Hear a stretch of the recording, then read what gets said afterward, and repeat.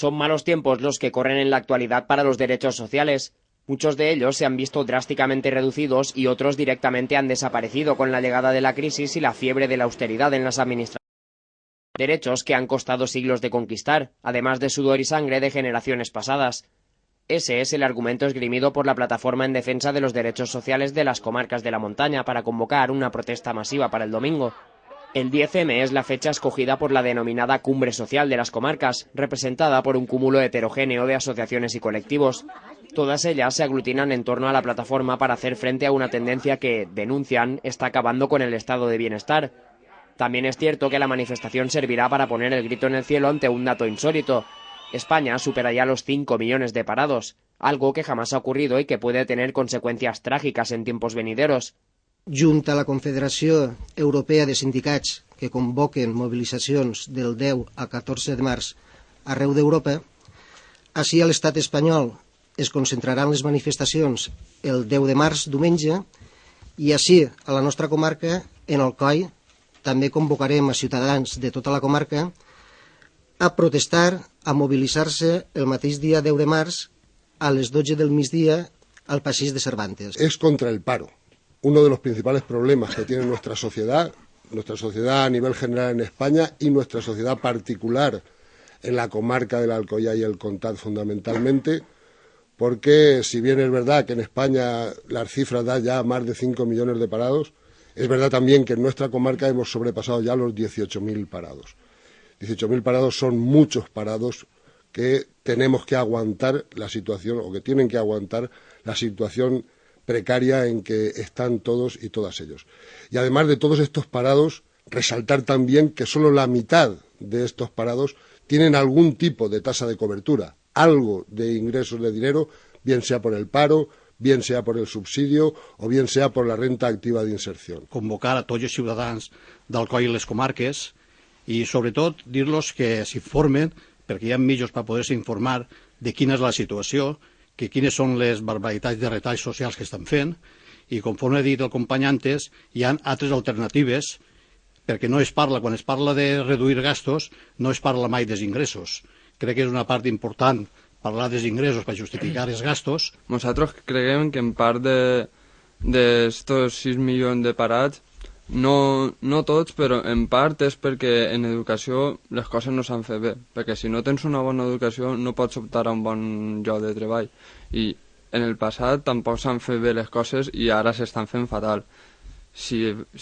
anys enrere no s'han acabat de fer bé les coses, ja ha passat el que ha passat i ara s'està fent mal, no volem imaginar-nos la quantitat de llocs de treballs que se perdran en el futur si no s'actua de base donant una bona educació, donant una formació bona a la joventut d'este país. Desde sindicatos hasta asociaciones vecinales, pasando por colectivos estudiantiles, asociaciones por la dependencia o entidades cívicas. Todos convocan a los ciudadanos a una protesta que partirá desde el Paseo Cervantes Alcoyano y recorrerá la Alameda hasta finalizar en la Plaza de España a partir de las 12 horas del domingo. La sociedad entera está convocada, aseguran, para frenar una tendencia económica y política que lleva camino de desmontar la sociedad que actualmente conocemos. Reclamar un verdader conveni de caire social al voltant de tota Europa. Que no solament estem anant cap arrere en lo que són les relacions de caràcter laboral, sinó també en les socials, en les econòmiques i en tot allò que comporta els drets de ciutadania. I és per això que la Confederació Sindical Europea de Sindicats ha convocat una jornada de mobilització que va des del 10 al 14. Hi ha alternatives diferents a aquestes propostes que puguen beneficiar als ciutadans. Tal com està configurada la Unió Europea i especialment les polítiques econòmiques i, a més, econòmiques i polítiques,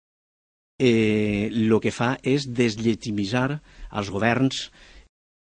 capacitat de decidir. O sigui, això que estem sentint contínuament de Catalunya, bueno, pues, això encara és molt més greu a nivell europeu, en la qual els governs estan completament negats i altres que s'han deixat i han participat en eixa política, com recordem fa any i mig, més o menys, en què es va reformar la Constitució donant prioritat absoluta al pagament als bancs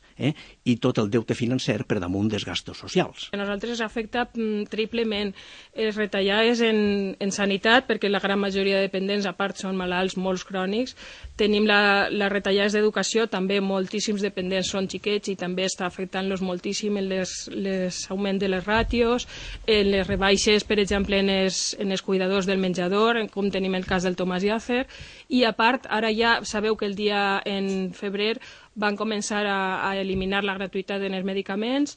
han eliminat la paga a la Seguretat Social a les cuidadores,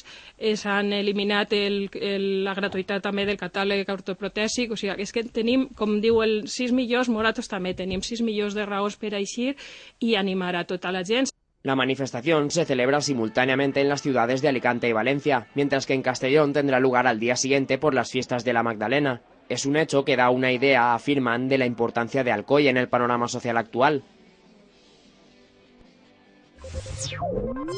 Hace escasamente 2 semanas, el equipo de gobierno bipartito de la ciudad de Alcoy presentaba las líneas maestras de los presupuestos municipales para este